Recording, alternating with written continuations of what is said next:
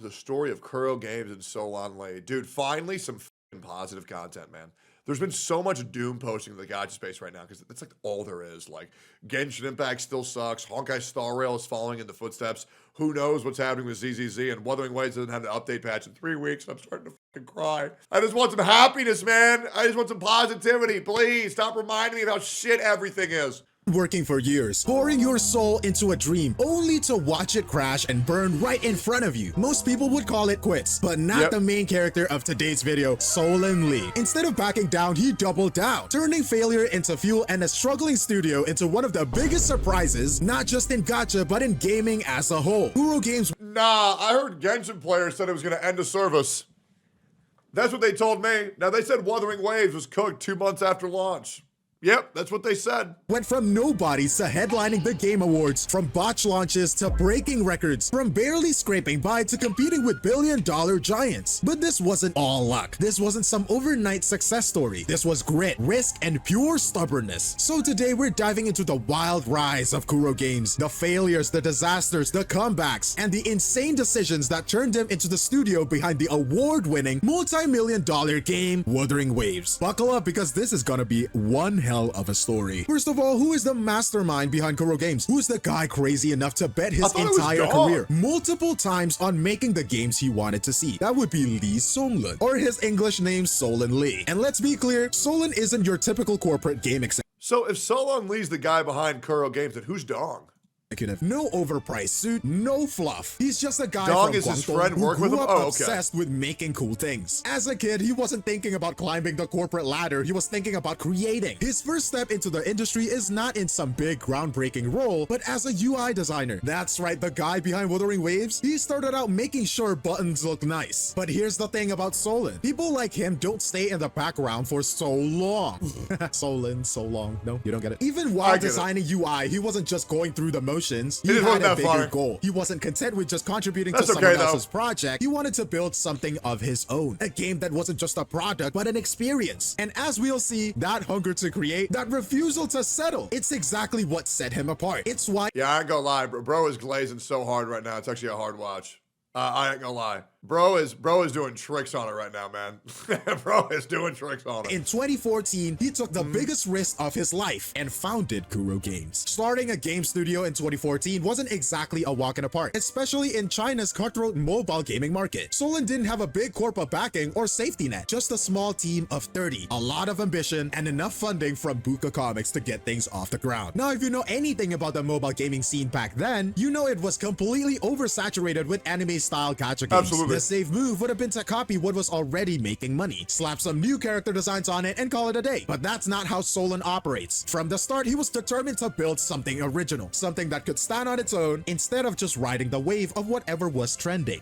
Well, I don't know about that, because, I mean, let's just keep it a stack. Unless you're talking about PGR. Because PGR low-key just seems like a copy of Honkai Impact, and Wuthering Waves is a copy of Genshin Impact. Like, let's just be real, man. Like, I don't know about all that. Debut game, Twin Tail Battleground, a 2D bullet hell shooter developed using the Cocos engine. And look, making a bullet hell shooter in a market obsessed with turn-based RPGs is already a bold move. But the real mistake? Letting Morning Tech— It looked like a copy of Toho. I'll be real, man. I think the idea of making an original game is like borderline impossible. It's kind of like making an original anime in 2025. I just don't think it's possible. Publish it. That decision would come back to haunt them in ways they couldn't even imagine. At launch, Twin Tail Battleground actually did well. More than well, it blew up. 1 million monthly active users, 187 million RMB in revenue. That's the kind of success that should have set Kuro Games up for the long haul. But then, here's where things start to fall apart. Really? First, the monetization was aggressive, borderline brutal. The game was difficult, and instead of balancing it, they leaned into the classic mobile game strategy. This boss fight is impossible unless you wail for better upgrades, and players hated that, obviously. On top of that, the market was shifting. Games like Honkai Impact 3rd, Onmyoji, and Fate Grand Order were pushing the industry into full 3D, leaving 2D games feeling outdated practically overnight. Twin Tail Battleground was starting to look like it was born at the wrong time. And the worst part is, Kuro Games didn't even own Twin Tail Battleground. Morning Tech held the publishing rights, meaning Kuro— Morning.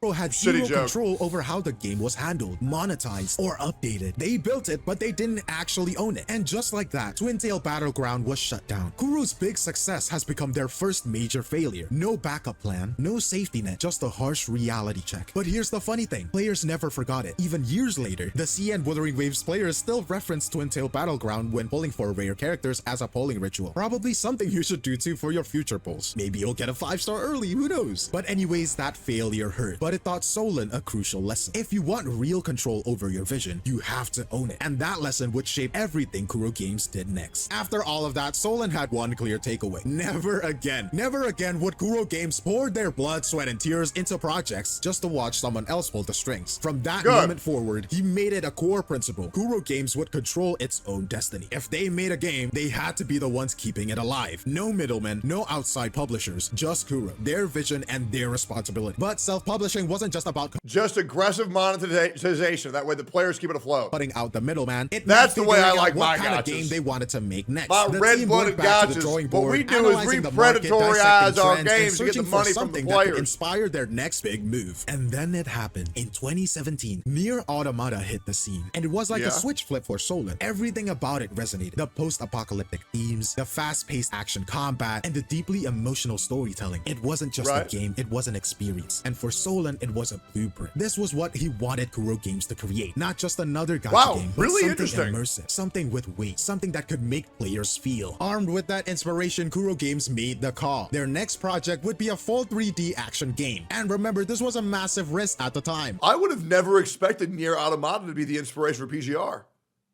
Maybe I should go back and play Nier.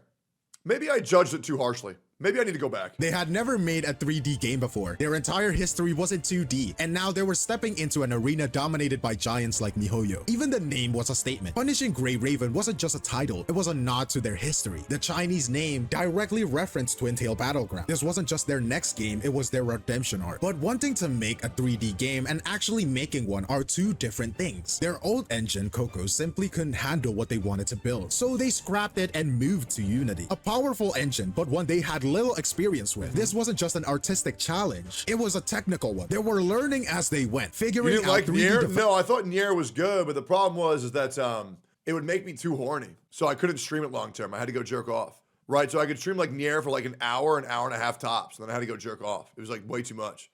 But I think I have more control because when I tried it, I had a masturbation addiction. So maybe I'm fixed now. Development from the ground up. Like and this Stellar wasn't Blade, just a like new Stellar Blade, genre for them. It was an entirely new level of complexity. Kuro Games was known for 2D bullet hells. Now they were attempting to break into the high-speed, skill-based action RPG space, where expectations were sky high and competition was fierce. And if there was any doubt about his commitment, this was where he proved it. He wasn't just leading the company anymore, he personally stepped into the role of producer for Punishing Grey Raven. He wasn't watching from the sidelines, he was in the trenches, making sure the vision was executed exactly how he wanted it to be. This wasn't just about making a game, this was about proving that Kuro Games could stand on its own, and that Twin Tail Battleground was just the beginning. By this point, Kuro Games had ambition, vision, and a 3D action RPG in the works, but what they didn't have was funding. That changed when Punishing Grey Raven's early demo started making waves. The fluid combat, the crisp animation. Man, that shit looks like ass. I will say, I did play PGR, it actually was quite fun. The sheer Nier Automata inspired energy, it was enough to get investors interested. Enter Hero Games. They saw potential and decided to back Kuro Games, giving them the resources to bring PGR to life. But as anyone in the gaming I just can't get behind like the matching color combat system, bro. I just don't like it. Industry knows, money can't fix everything. When the first closed beta rolled out in 2019, things looked promising until the servers immediately collapsed. And when Kuro Games rebooted them, they crashed again. It was a disaster. The demand was there, but their infrastructure couldn't handle it. Now, most developers would throw out a dry corporate apology, maybe hand out some free in-game currency and call it a day. But Kuro Games, they had a unique approach. To make up for the disaster, Solon and Dong went on a stream and brace yourself, cross-dressed as compensation. Yes, you heard that right. Literal developers for the game in wigs and dresses, taking full responsibility for the server issues in most absurd way possible, cosplaying as the very popular Rem and Ram from Re:Zero. And shockingly, it worked. The community loved loved it. It turned frustration into laughter. And while it didn't fix the technical issues, it did prove one thing. Kuro Games knew how to take a hit and keep going. Little did they know this was just a warm-up act for the real disaster. And then the launch day finally arrived. Hype was at its peak. Players flooded in, ready to experience Kuro Games' first ever 3D action RPG. And then, within hours, the servers went down again. It was closed beta 2.0, but worse, because this time, people had already spent money on the game. And just when things couldn't get any more chaotic, Kuro Games made a mistake. The kind of mistake that gets documented in game dev horror stories. They sent out compensation for the server issues. It was meant to be 1,000 premium currency, but they did a typo. The Kuro Games typo. What was the typo? It was 10,000 premium currency instead. And for reference, 10,000 premium currency is like 2 to 3 months worth of premium currency just dumped into everyone's accounts by accident. And in a gacha game, that is catastrophic. On launch day, by the way, because of the constant rollback. You'd have to kill whoever did that. The player base lost it. The tap rating, previously solid, like you'd have to kill as him. Angry reviews flooded in. It wasn't just about the mistake itself, but how Kuro Games was handling the situation. The servers were still unstable. Players didn't know if they were allowed to keep the free currency. Some people are selling accounts having thousands of premium currency in them. And worst of all, communication was rough. And on that same afternoon, Solon and Dong live stream an apology for the chaos. They bowed down and everything, and they're reading the chat of angry CN players, directly addressing problems and discuss solutions. And then came the infamous line. In the middle of all of this chaos, a furious chatter said, "Do you even see your players as human beings?" It was raw, it was dramatic, absolutely. Now at this point, most companies would either go radio silent, pretending they didn't read it, right? Or some Solon, still relatively unknown outside of Kuro's hardcore fans, immediately and personally responded. Now at the time, people mocked him for it. It came across as corporate damage control, like an attempt to put out a raging fire with a single glass of water. But in hindsight, that moment became something more. Because while Kuro Games was a mess in 2019, one thing became clear. They listened, and over time, that would make all the difference. If there is one thing— Man, this video is actually really good. I'm like really drawn in. I never knew this story. That's very interesting. Damn, bro. I didn't realize that they've always been this fucked up. They always fuck up their launches so hard. It's actually so funny. We've learned from gaming companies, it's that they hate admitting fault. Most of them would rather let a game burn than acknowledge player feedback. Absolutely. But Kuro Games, they did the unthinkable. They actually listened. Now, every gacha game has that one official forum moderator, usually some faceless bot that copy-pastes pre-approved responses. Kuro Games, on the other hand, had Celica. Not just an in-game character, but a dev account that actually responded to player complaints, sometimes even at 4 a.m. Imagine ranting about a broken mechanic in a random forum post at an ungodly hour. And suddenly, Celica replies with, "Okay, we'll fix it." No PR team, no empty corporate statements, just straight up real-time engagement. It was bizarrely personal, almost unheard of in mobile gaming. And the crazy part, they didn't just pretend to listen, they actually acted on the feedback. There are some players complaining about stamina restrictions, and then some complain about the characters being too weak. They remove special weapon effects and incorporate them into player skills as a buff. Some even said that paid skins didn't look good enough. They kept revising them from testing until release. Even in post-launch, they're still improving it. They weren't just tweaking numbers, they were reshaping the game to fit what players wanted. And slowly, the same people who mocked Solon's quote, "We see you as people." Hey, Glaive. If you keep reusing the same GIFs, I'm gonna lose my mind. And I've seen this Luffy 7 times now, I've counted, okay? Get more React images, you need more. This ADD style of content needs more, it needs more variety. People started believing it. It is easy to say that you care about your community, to say that you're listening, but Kuro Games actually proved it. And that is something rare about developers nowadays. Absolutely. When it comes to collaboration, Solon had one dream collaboration from day one. When asked who he would pick for a crossover, he didn't even— I'm gonna guess Devil May Cry. hesitate. If we collaborate, our first pick must be Nier. And unlike— Oh, did they ever get that? I wonder if they got that. most corporate pipe dreams, he meant it. Solon and his dream didn't just sit around hoping for an email, they made it happen. They did get it? Kuro Games reached out to Square Enix, and Solon personally flew to Japan to meet Saito Yosuke, the producer of Nier. And get this, the man walked away with Saito's autograph. I mean, come on, that is not just business, that is a fan living out his fantasy. By June 2020, it was official. That is Punishing fucking Grey sick. Raven was getting its Nier collaboration. collaboration. When the announcement dropped, Solon was like a kid on Christmas morning, showing off his signed memorabilia with the kind of glee that you would expect from a fan, not a CEO. But if you thought they would stop there, you don't know Kuro Games at all. By 2024, they would level up their game again, announcing a Devil May Cry 5 crossover with Capcom. From Dark Dystopias to Demon Hunters, Kuro was making moves. And with a team that is now 400 members strong, they are not just collaborating, they are expanding. It's not just about slapping a logo on some new Okay, you need to take this and get it out of your video. I don't want to see Kana in your videos ever again, man. Okay, hell no. skins. It is about building bridges with the biggest names in gaming. And let's be real, for a studio that was practically on life support a few years ago, that is a power move. By this point, one thing was clear. Kuro Games wasn't just making another gacha game, they wanted immersion. They wanted freedom. They weren't satisfied with flashy combat alone. They wanted to merge it with open world mechanics, something most gacha devs wouldn't even attempt because how complex it is. But here's the problem. Pulling off a fully open world action RPG isn't just difficult, it's insanely ambitious, especially for a studio that not too long ago was fumbling launch servers and accidentally handing out 10,000 premium currency. Even within Kuro Games, some devs doubted whether they could actually do it. This wasn't just a new game, it was an entirely new genre for them. And then came the biggest risk. Kuro Games ditched Unity and switched to Unreal Engine 4. This was a massive deal. They had just spent years mastering Unity for Punishing Grey Raven, and now they were throwing out that experience out the window. Unreal Engine gave them more freedom, better visuals, and the potential for a larger, more immersive world. But it also meant starting over from scratch. To make it work, Kuro Games had to restructure their entire development process. Artists, programmers, designers, everyone had to relearn how to work in a completely different engine. It wasn't just a game development shift, it was a company-wide evolution. And at that moment, Kuro Games went from being a niche mobile developer to something much bigger. I will say that alpha chick they got from PGR, bro, I cannot wait to see the future of skins and Wuthering Waves. Because, like, Calcharo already set the bar really high on lawn. I'm really hoping we get more characters that look like her and Wua, bro. Fuck, she looks so good.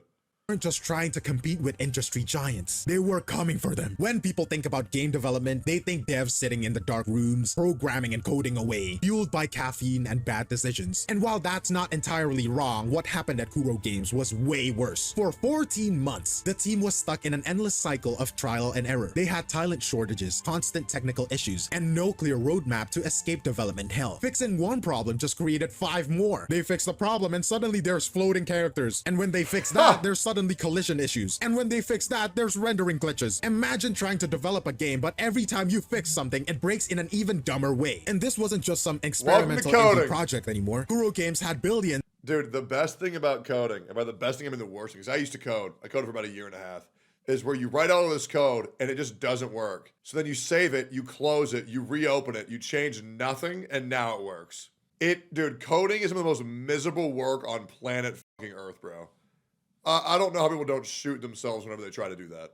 Invested in this just turn it on and turn it off this back wasn't on just again, about absolutely. making a great game, it was about survival. By 2022, the project was in crisis mode. The game existed, but it was far from what Kuro envisioned. The rendering was mediocre at best, the character models were unpolished, the script was a total mess, and the worst part, the script writing controversy. Internal disputes over narrative direction tanked morale, and at one point, some devs genuinely thought the game wouldn't make it to release. But there's one silver lining. Big corporations started noticing, and when that happens, money follows. If there is one thing Tencent loves, it is sniffing out potential blockbusters. I don't know of a single game on Earth that Tencent doesn't own.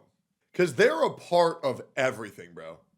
They are legit. They have their fingers in everything. They saw the struggle, the ambition, and most importantly, the potential. So in 2023, they dropped billions into Kuro Games, giving them not just the funding, but access to high-end resources and technical expertise. The impact was immediate. Kuro Games scaled up operations like never before. The developer team ballooned to over 500 people. They moved to the Xiaomi Tower, one of the most prestigious corporate locations in Guangzhou. This wasn't some scrappy indie studio anymore. This was a serious industry player. But money alone doesn't make a good game. We all know that by now, right? Kuro had to fix what was broken. So they did. 80% of the story was rewritten. They went back to the drawing board to...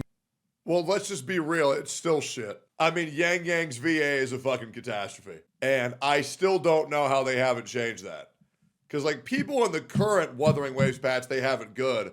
But whenever I recommend Wuthering Waves to people, I'm just like, yeah, just skip the story. Because it is that bad. to make sure the narrative actually worked. Character models got a complete overhaul. Gone were the stiff, outdated designs, and this time they aimed for a AAA quality game. And then I also like Mortefi's old design better because he had a dragon tail, which looks sick. came the marketing blitz. Kuro Games wasn't just launching a game, they were making a statement. 30 million pre-registrations before launch. That's Ads insane. everywhere. Times Square, Akihabara, major Chinese cities. They wanted everyone to know that Wuthering Waves wasn't just another gacha game. It was the next big thing. But here's the problem. With massive investments come even bigger expectations. People weren't looking at Kuro Games like an underdog anymore. They were treating them like a potential giant, a studio that could challenge the biggest names in the industry. And if history has taught us anything, it's that when the stakes are this high, failure is not an option. But you already know what happened, right? It wasn't just bad. It was the kind of launch that makes investors sweat, players rage, and developers question their life choices. It was If so Punishing bad. Grey Raven had a rough start. For anybody that wasn't me, because my PC has a 4090, so it ran fine on my machine. But for other people, man, that shit was bad. That being said, I think people made it sound worse than it actually was. I think there's a lot of astroturfing going on from like disgruntled Genshin players, but that's just my opinion. Can't prove that either.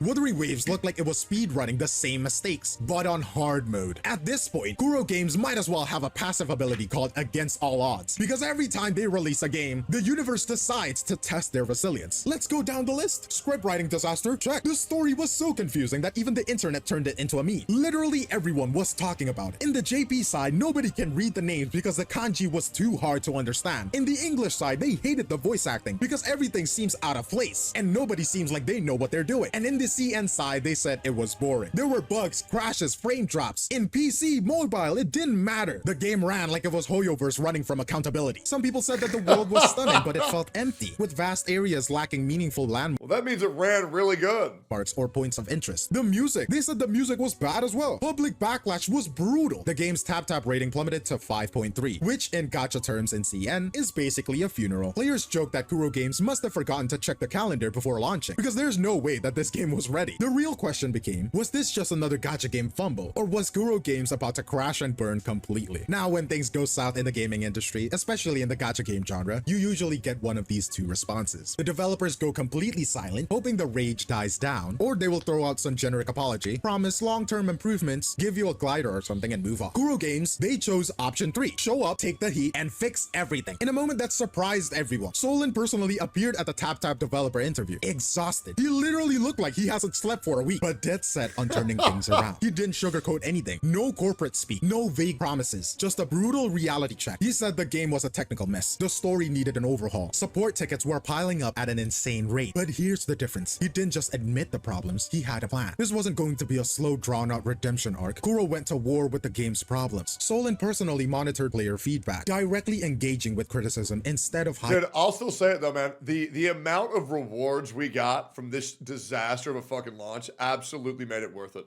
Bro, I know so many players still barely have to spend with how much free shit we got on launch. That shit was so nice. From it. The dev team went full crunch mode, dropping patches, optimizations, and bug fixes at record speed. By version 1.1, things actually started to turn around. Performance improved, content felt more refined, and the game wasn't actively trying to crash on your device anymore. And little bit by bit, Wuthering Waves clawed its way. I will say, if you were trying to run Wuthering Waves on a fucking Nokia phone, that's your fault for being stupid. It's not the dev's fault. Just upgrade your fucking hardware, man, or don't play.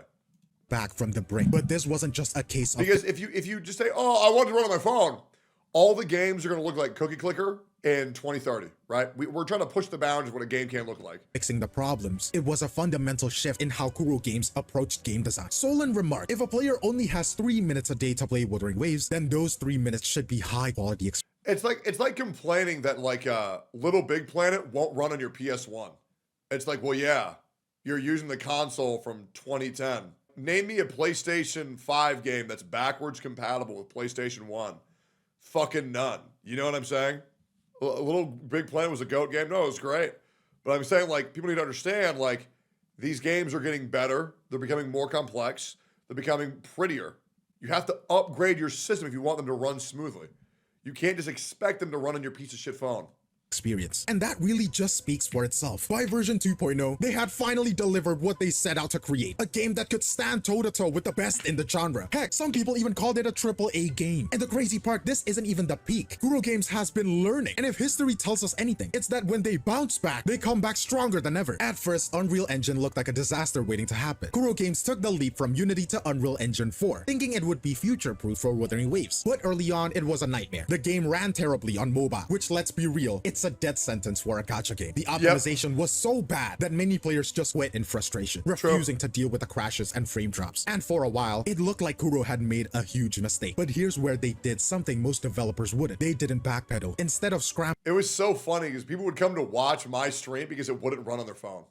Like, my viewership was crazy for Wuwa because everybody's shit was breaking and mine was completely smooth. So, hey, I missed those times, to be honest. To downgrade or make excuses, they doubled down, spending 6 months refining the game until Unreal Engine's full potential could shine. By version 2.0, the payoff was undeniable. Once Kuro ironed out the kinks, Wuthering Waves became a technical powerhouse. Stunning visuals far beyond what most gacha games offer. 120 FPS support, making combat feel buttery smooth. In the end, Solon's gamble paid off. The game that once looked like it was doomed by its own ambition became a technical flex, proving that Kuro wasn't just here to compete. They were here to push the genre forward. After everything, the disastrous launch, the brutal criticism, the months of non-stop fixes, what does Kuro Games have to show for it? Solon's answer? As long as Wuthering Waves lives on, it is all good. Wuthering Waves lived on, and we've already made back our investment. Not exactly a Hollywood ending, but in the gacha industry, survival is half the battle. So what now? Kuro's next move isn't just about maintaining Wuthering Waves, it's about evolving with its players. They're betting on player-driven content, integrating direct feedback into future updates. They give us surveys every time. Your input isn't just heard, it's implemented. The community is active.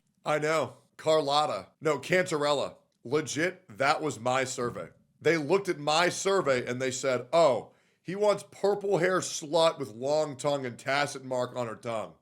Okay, Techie, you got it. So you're welcome for that, by the way, guys. Hey, we all remember it. What other slut traits do you want this character to have? Hey, this Cantarella is my character. That's why I'm going to C6er, man. I told you. Devs, listen.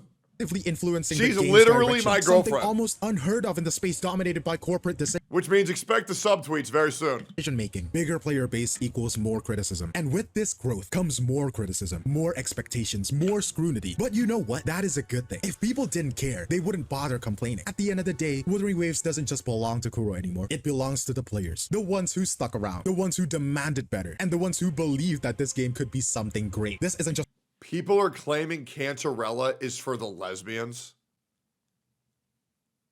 Shut the fuck up. Is that a thing? Are they saying she's for the girlies? No, I haven't seen any of that. But Techie, purple equals gay? Oh, okay. just another gacha game clawing for relevance. This is a game that fought for its place and won. When Kuro Games first started, they were just a small, unknown studio trying to break into an industry that had no room for them. They had no publishing control, no proven track record, and no guarantee of survival. The failure of Twin Tail Battleground should have been the end. Most studios in their position would have been folded, but Kuro didn't quit. Instead, they learned. Punishing Grey Raven was their second shot, and they almost blew it with a disastrous launch. But instead of giving up, they adapted. They rebuilt trust with their players, fixed the game, and turned failure into loyalty. And then came Wuthering Waves, their biggest, most ambitious project ever. It flopped at launch again. But here's the difference. This time, Kuro knew how to fight back. They poured everything into fixing the game, refining Unreal Engine, overhauling the story, and actually listening to the players. It took time, but by version 2.0, the game that once looked like a public train wreck became a serious contender in the gacha space. Yep. And now, Wuthering Waves isn't just I will say, 2.0 looking like Elden Ring was something that I never saw coming in my whole life. I never expected them to deliver on their promises that fucking hard. 2.0 will go like in history as one of the greatest updates of all time in a gacha game. just another gacha game. It's a statement, a proof of concept that smaller That shit studios was don't nuts. have to bow into industry giants, that player feedback actually matters, and that games can improve if developers are willing to fight for them. Kuro Games started as underdogs. They took risks that should have destroyed them. They made mistakes that should have killed their momentum, but instead of dying, they evolved. And that is why Kuro Games won. Thank you for watching the video, and I'll see you in the next time. Cheers. God, Chuyuan is so fucking hot. Wait, go back. Oh my God. Thank you for watching the video, and I'll see you in the next time. She really is the hottest gacha character of all time. I don't know, man. I don't know what it is about this chick, but I'm in love with that fucking character. Did knowing all that lore of Wuthering Waves, doesn't that make you want to spend your money on the game? Guys, give Kuro Games all of your